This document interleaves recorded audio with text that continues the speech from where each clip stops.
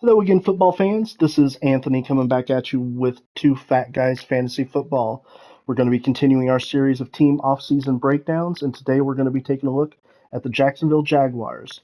As always, let's jump right into it and take a look at what this roster looked like for the Jaguars at the end of the season. The Jaguars are a fun roster to discuss. They're a young, ascending team having a good coach in front of us, and we're finally getting to see the best of Trevor Lawrence, the promise that he had as a prospect. So Trevor Lawrence is the focal point of this offense. Um, One of the best QB prospects I've ever seen coming out of college.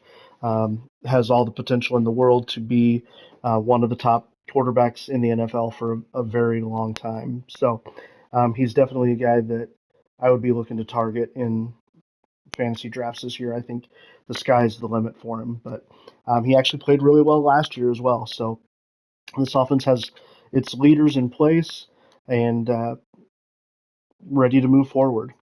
Uh, they also drafted Travis Etienne, whose rookie season was shortened by injury, but came out and showed this year that he is capable of being uh, an RB1 in the NFL and really had a good season. He's a guy I liked a fair bit as the season went on.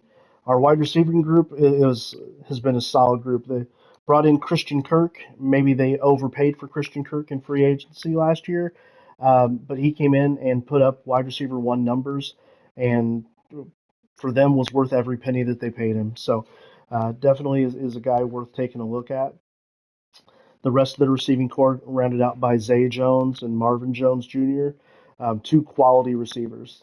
This gives them a very solid room of receivers to build around. Jamal Agnew is one of the best return men in the NFL. Um, More of a gadget play guy on offense, but he's a nice piece in that offense as well. Uh, Brought in Evan Ingram last year to be the tight end for this group, and he had one of his best seasons as a pro. Um, Caught about 75 balls, 800 yards or so. Really good receiver. Definitely a receiver worth looking at again in fantasy this year because they did bring him back. So uh, definitely worth a grab there. Chris Banhurts is their backup, and he's a good run blocker. And that's primarily what they use him for as a blocking tight end. But he's a nice big body, and definitely is can catch passes in the red zone if you need him to. But primarily he's a blocker. Their offensive line developed a little bit through the year. They played fairly well. The headliner here is Brandon Scherf and Jawan Taylor on the right side. This gives them a really good right side of the ball. Cam Robinson has played well for them. He's not a top tier, top echelon guy, but he is a solid enough left tackle. Gardens, Tyler Shotley, Luke Fortner um, performed adequately. They weren't great, but the offensive line as a whole was solid, if not spectacular. Definitely a room that could be improved upon, um, but did the job well enough last year. On defense, this is a team that addressed defense very highly. Trayvon Walker, of course, was the number one overall pick last year out of Georgia. Came in and he showed some flashes, had a couple of big plays through the season, but really was kind of up and down through his rookie season. But he's a guy that I do expect a lot to see a lot more from with a full offseason program. They also drafted Devin Lloyd, who was one of the steals in the draft, arguably the best middle linebacker to come out of last year's draft, and to get him where they did was a great move. And he played really well for a rookie last year.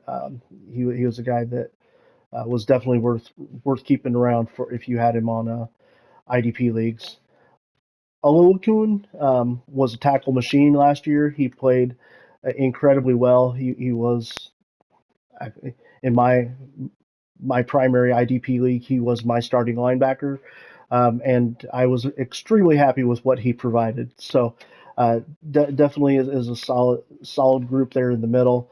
They also drafted Chad Muma, and he's a guy that, because of the play of Lloyd and Olukun, wasn't really needed all that much, but he is another guy that has some high ceiling potential as a middle linebacker. So definitely address the linebacker position. Josh Allen on the other side is already a budding star, good pass rusher, um, gives you decent enough coverage that you can drop him in disguise, but primarily is a pass rusher and a run setting edge. So so, but yeah, good linebacker group. I like that linebacker group a lot. Along the D line, Fatukasi, Devon Hamilton, and Dwayne Smoot definitely do the job. Um, they may not be your biggest names, but they definitely get the job done. Um, our quarterbacks, Tyson Campbell, Shaq Griffin, Darius Williams, with the fourth being Trey Herndon. This is a group that offers a lot of size, uh, good ball skills, good speed. They're a good cover group. They may not be elite names, but they definitely are going to give opposing offenses problems with their size and speed and ball skills. So it's definitely a good group to have. Um, Andre Cisco is our free safety. He's a guy with a ton of speed out of Syracuse. He has continued to develop, and his play this year was much better than his play in his first couple of years. Um, yeah, his first year. But yeah, he's definitely a guy worth watching for his development track and his development curve. On the other side, Rayshawn Jenkins is a guy who's been around for a while, but actually just kind of seemed to have his breakout year this year. He was a name that you saw make a couple of really big highlight plays, but there were other games, unfortunately, where he was almost a complete non-factor. But he is okay as a safety. He's a guy, just because he's there doesn't mean that you wouldn't look to get better at the position. So I do like Cisco and Wingard quite a bit, but it's definitely a room that I would look to address. Arden Key had a great season with them last year as a rotational pass rusher. Um, he played really well, one of his best seasons in the NFL. So this was a defense that they definitely addressed and definitely tried to strengthen last year, and they did a very good job of it. This is a roster that is very competitive. They're young, they're ascending, and they are in a spot where they're going to compete for the AFC South championship for years to come. They're in just a really good spot. So they're going to be a playoff team for quite a while. So it's a good roster. Let's take a look at what the roster has done since the beginning of the offseason. So as we kind of jump into it, the biggest and most notable change is something that I can't show you in this format, unfortunately, and that's the return of Calvin Ridley to the wide receiver room. Calvin Ridley immediately steps in to be that wide receiver too. Um, he's equally as talented as Christian Kirk. He's a guy who's been around for a few years now, a couple years older than Kirk, but he's going to give you a lot of the same skills that Kirk has. For me, for fantasy, he's a guy that I am kind of staying away from, simply because I don't know how much his time away from the game will have impacted him. I do expect him to be fine. It's just for my personal risk profile. He's not a guy that I want at his current price point. If the price drops low enough, I might be interested, but I don't expect the price to go down. Zay Jones ends up being the third piece with Jamal Agnew as, again, that kind of gadget piece. Travis Etienne is still our lead back.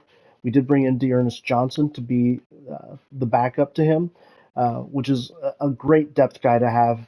He's a guy now that becomes an incredibly solid handcuff for me.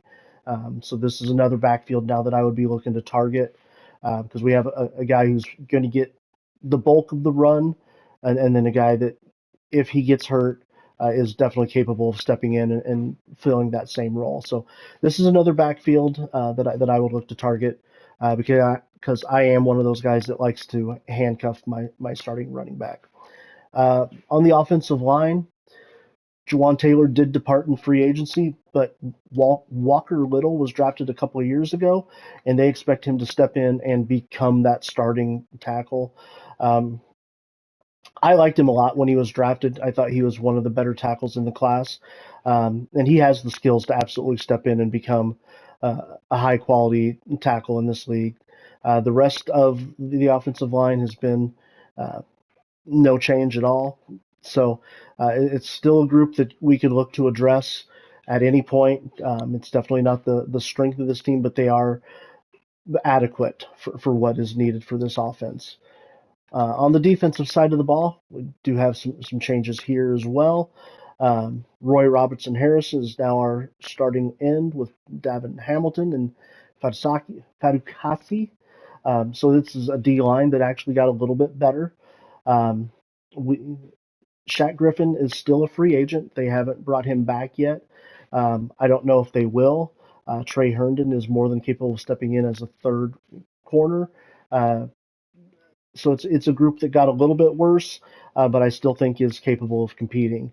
Our safety room is exactly the same, and the only change to our linebacker room is the departure of Arden Key as the rotational pass rusher. We still have all of our starters in place, and we still have Keelan Chason as a rotational guy as well. So on paper, I would say this is a roster that actually did get better with the addition of Calvin Ridley. They're going to be even at least as much of a threat on offense as they were, if not more of a threat. And on defense, I think they actually stayed about the same. The departure of Shaq Griffin doesn't really hurt them all that much. So it's a roster that's pretty equivalent to what it was coming into free agency, even though it has changed a little bit. The Jaguars are an interesting team. They've been a team that has drafted really well for several years. It's how they've kind of kicked this turnaround. Of course, when you're picking first overall in back-to-back years, you would expect to have uh, pretty good draft picks. But now we're going to see what happens when they pick at the end of the first round instead of at the beginning. We'll see how good their scouts end up being. Um, and I don't think it's going to be a problem just based off of the the middle round talent that they've hit on uh, in the past couple of years as well. So they're a team that's been drafting very well. Um, so again, we're kind of in the latter stages of the first round. So we're going to be looking at those back end kind of uh, offensive linemen. Anton Harrison would be a nice name to potentially think about. Um, they could address wide receiver. I don't know that it's where I would go. Um, we could look at Osiris Torrance if he's there. D line is definitely an option. They could look at that. For me though, I really don't know. I think they just go best player available, whoever that ends up whoever that ends up being, whether it be the offensive tackle, whether it be a cornerback that's there. A league where you can't ever have any too many quality corners. So names like Keely Ringu, Emmanuel Forbes might be on the spot. DeWand Jones is a name that might be interesting there. They could go tight end because Evan Ingram is on a 1 year deal. I don't know that I would expect it. They could go linebacker, more outside linebacker depth. But it's a team that I'm really not sure about. They could be the first team to take the center off of the board to get that going. I fully expect best player available. This year I will probably expect it to be on the offensive side of the ball since they went so heavy into defense last year. But but I'm not sure. This is a team that I've been having trouble trying to figure out who the best mock is in my mock drafts.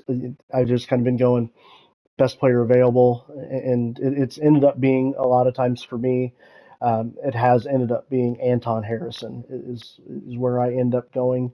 Um, in this spot. I think he just kind of makes a lot of sense for them. So the Jaguars are a team that I like a lot. I expect them to continue to get better this year. Um, I expect them to push for, again, the AFC South crown, which puts them firmly in the playoffs.